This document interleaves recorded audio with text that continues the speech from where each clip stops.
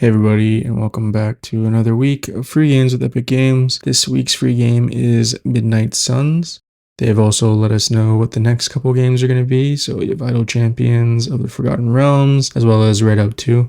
So, getting into Midnight Suns, confront the darker side of Marvel Universe in an all-new tactical RPG featuring Iron Man, Wolverine, Captain America, Ghost Rider, Blade, and more. It's an RPG strategy, turn-based strategy game. It's a single-player game. The standard edition is what's free. Usually it's $80 Canadian. You can also find the Digital Plus edition and the Legendary edition at reduced prices of about 75% off. There's various add-ons for characters and credits for the game itself. So getting into the gameplay for Marvel's Midnight Suns, I played on normal level. There's a few other levels that you can unlock, I'm assuming, once you beat the game. I opted to do the tutorial just to understand the game.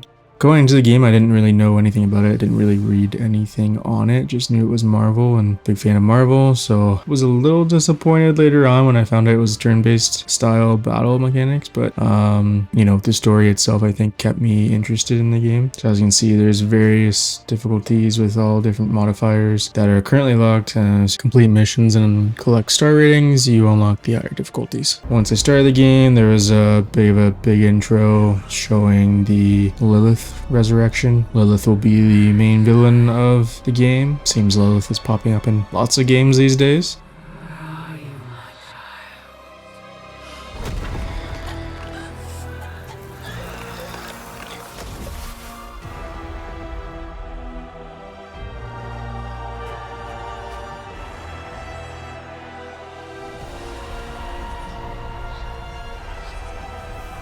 A bit of a long cutscene before you actually get to play the game, but it does give you a bit of backstory.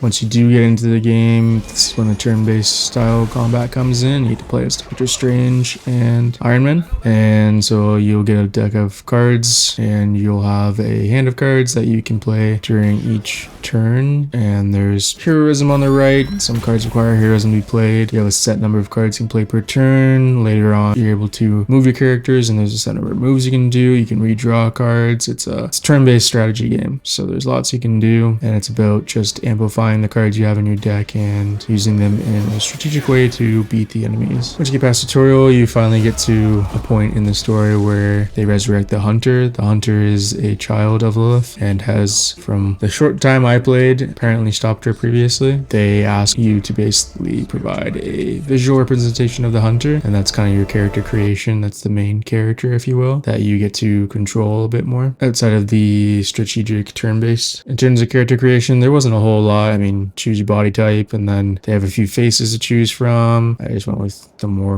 masculine body type. Already kind of liked his look anyways, so I pretty much kept what he had. Didn't really care for some of the other faces. Skin tones, I just made it more closer to my skin tone.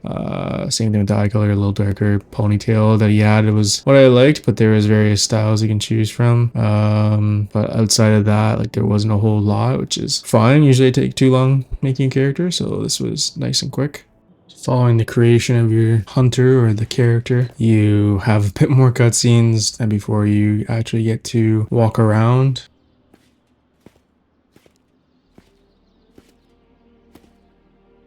Yeah, you're allowed to run around as the hunter. You can see all the things they have in the Abbey. There's, crates laying around or chests laying around that you can unlock at some point. I wasn't able to get an arcane key in my playthrough, but there's other collectibles you can pick up, like this fire rod, a little description, and then it gives you the fire rod as well as some arcane knowledge. Didn't really progress long enough to get through that to understand what those were going to be for, but kind of near the end of my playthrough, the Sanctum Sanctorum was under attack, so you go and try and defend it, and Venom is there. Really cool design on Venom that's clearly serving Lilith, and this is kind of more of the advanced outside the tutorial kind of strategy game. So I mean, you can use the environment to battle. You're able to use certain cards to increase the attack of other ones. Cards have knockbacks, so you can knock Venom into other enemies that could potentially kill them. You're able to use the environment by moving your characters around to do so. Venom also has the ability to do area attacks, and you have to move each character out of the area to ensure they're not getting hit by that attack. Reinforcements come in a lot too. You get about 3 stages usually in the battle, but it kind of depends on how long it takes you to take out Venom, which was the objective in this case. Yeah, overall, like I said, wasn't really expecting it to be a turn-based strategy game. That's kind of my own fault for not reading the game beforehand, so obviously was a little bit disappointed in that, but really enjoyed the story, and I'm kind of interested in continuing to play it just for the story itself. Turn-based fighting, it's not as fun as it would have been if it was, a third-person kind of Hulk smash, like I said, but it still challenges my mind, which is I like, and I can appreciate the story and the cutscenes and just seeing these characters I love in a different light. I was in the neighborhood, being friendly.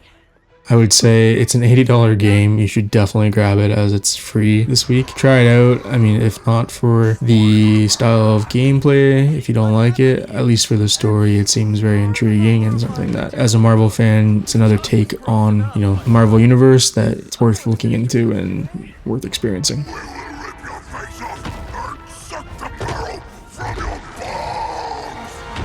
Always nice to see you too, buddy. So, I'm thinking your friends here could use a little break. How about I take Eddie here for his afternoon walk? Don't worry, Doc. That's just his way of saying he cares!